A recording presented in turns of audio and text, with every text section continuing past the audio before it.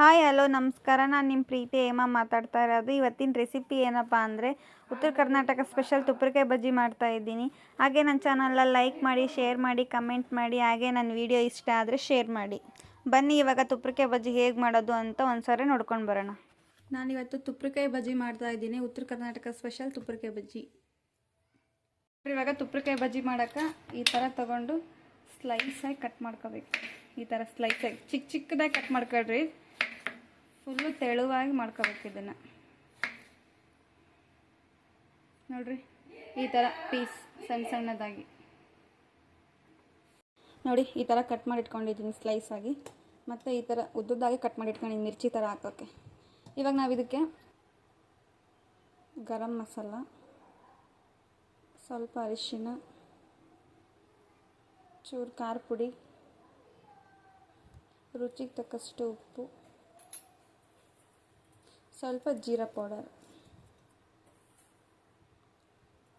ಇದಿಷ್ಟನ್ನು ಹಾಕಿ ಸ್ವಲ್ಪ ನೀರು ಹಾಕೋಬೇಕು. ಇದಕ್ಕೆ ಚೂರು ನೀರು ಹಾಕಿ ಇವಾಗ ಚೆನ್ನಾಗಿ ಮ್ಯಾರಿನೇಟ್ ಮಾಡಿಡೋಣ ಇದನ್ನು ಒಂದು 10 ನಿಮಿಷ. ಈ ಥರ ಮಾಡೋದ್ರಿಂದ ಉಪ್ಪು ಖಾರ ಸ್ವಲ್ಪ ಚೆನ್ನಾಗಿ ಇದಕ್ಕೆ ಹಿಡ್ಕೊಂಡಿರುತ್ತೆ. ನೋಡಿರಿ, ಇವಾಗ ನಾನೊಂದು ಬೌಲ್ ತಗೊಂಡು ಇದಕ್ಕೆ ಕಡಲೆ ಹಿಟ್ಟು ಹಾಕ್ಕೊಂಡಿದ್ದೀನಿ. ಇವಾಗ ಇದಕ್ಕೆ ಸ್ವಲ್ಪ ಉಪ್ಪು ಹಾಕ್ಕೊಳ್ಳೋಣ. ರುಚಿಗೆ ತಕ್ಕಷ್ಟು ಉಪ್ಪು ಹಾಕ್ಕೊಳ್ರಿ. ಖಾರ ಪುಡಿ, ಸ್ವಲ್ಪ ಗರಂ ಮಸಾಲ ಹಾಕ್ಕೊಂಡು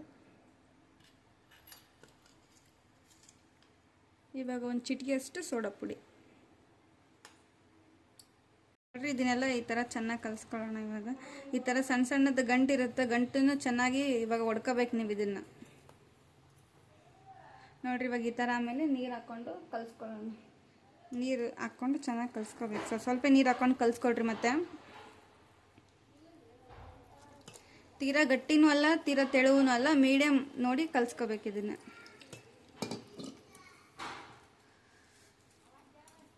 ನೋಡಿ, ಹಿಟ್ಟು ನಾನು ಈ ಥರ ಕಲಸಿ ಇಟ್ಕೊಂಡಿದ್ದೀನಿ. ನೋಡಿರಿ, ಈ ಥರ ಹಿಟ್ಟು ರೆಡಿ ಆಗ್ಬೇಕು. ಬಜ್ಜಿ ತುಪ್ಪರಿಕಾಯಿ ಬಜ್ಜಿ ಹಾಕೋಕ್ಕೆ ಈ ಥರ ರೆಡಿ ಆಗಿದ್ರೆ ನಿಮಗೆ ತುಪ್ಪರಿಕಾಯಿ ಬಜ್ಜಿ ಈಸಿಯಾಗಿ ಆರಾಮಾಗಿ ಹಾಕ್ಬೋದು.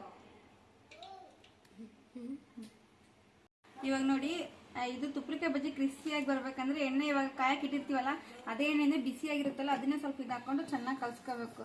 ಈ ಥರ ಮಾಡೋದ್ರಿಂದ ಇದು ತುಪ್ಪರಿಕಾಯಿ ಬಜ್ಜಿ ನೀಟಾಗಿ ಕ್ರಿಸ್ಪಿಯಾಗಿ ಬರುತ್ತೆ. ಇವಾಗ ಎಣ್ಣೆ ಕಾದಿದೆ, ಒಂದೊಂದೇ ತುಪ್ಪರಿಕಾಯಿ ಬಜ್ಜಿನ ಎಣ್ಣೆ ಒಳಗೆ ಹಾಕ್ಕೊಳ್ಳೋಣ. ನೋಡಿರಿ, ಈ ಥರ ಡಿಪ್ ಮಾಡ್ಬೇಕು. ಚೆನ್ನಾಗಿ ಡಿಪ್ ಮಾಡಿದ್ಮೇಲೆ ಎಣ್ಣೆ ಕಾದ ನಂತರ ಇವಾಗ ಈ ಥರ ಒಂದೊಂದೇ ನೀಟಾಗಿ ಬಿಡಬೇಕು. ಎಣ್ಣೆಗೆ ಹಾಕಿದ್ಮೇಲೆ ಈ ಥರ ಕೈ ಆಡಬೇಕು. ನೀವು ಕೈ ಆಡಿಲ್ಲ ಅಂದರೆ ಮತ್ತೆ ಒಂದು ಸೈಡ್ ಬೆಂದಿರುತ್ತೆ, ಇನ್ನೊಂದು ಸೈಡ್ ಬೆಂದಿರಲ್ಲ. ಹಂಗಾಗಿ ಈ ಥರ ನಿಧಾನ ಕೈ ಆಡಬೇಕು ನೀವು. ಇವಾಗ ತುಪ್ಪರಿಕಾಯಿ ಬಜ್ಜಿ ಆಗಿದೆ. ಇವಾಗ ಇದು ಎಣ್ಣೆಯಿಂದ ತಕ್ಕೊಳ್ಳೋಣ ಇದನ್ನು.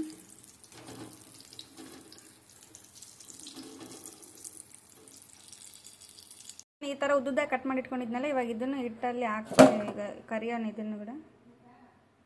ನೋಡಿರಿ, ಈ ಥರ ಡಿಪ್ ಮಾಡಿದ್ಮೇಲೆ ಈ ಥರ ಎಣ್ಣೆಗೆ ಬಿಡಬೇಕು. ಸೇಮ್ ನಾವು ಮಿರ್ಚಿ ಯಾವ ಥರ ಎದ್ದಾಕ್ತೀವಲ್ಲ, ಸೇಮ್ ಅದೇ ಥರನೇ. ನೋಡಿ, ಇವಾಗ ತುಪ್ಪರಿಕಾಯಿ ಬಜ್ಜಿ ರೆಡಿಯಾಗಿದೆ, ಚೆನ್ನಾಗಾಗಿದೆ. ನೀವು ಒಂದ್ಸಲಿ ಮನೆಯಲ್ಲಿ ಟ್ರೈ ಮಾಡಿ.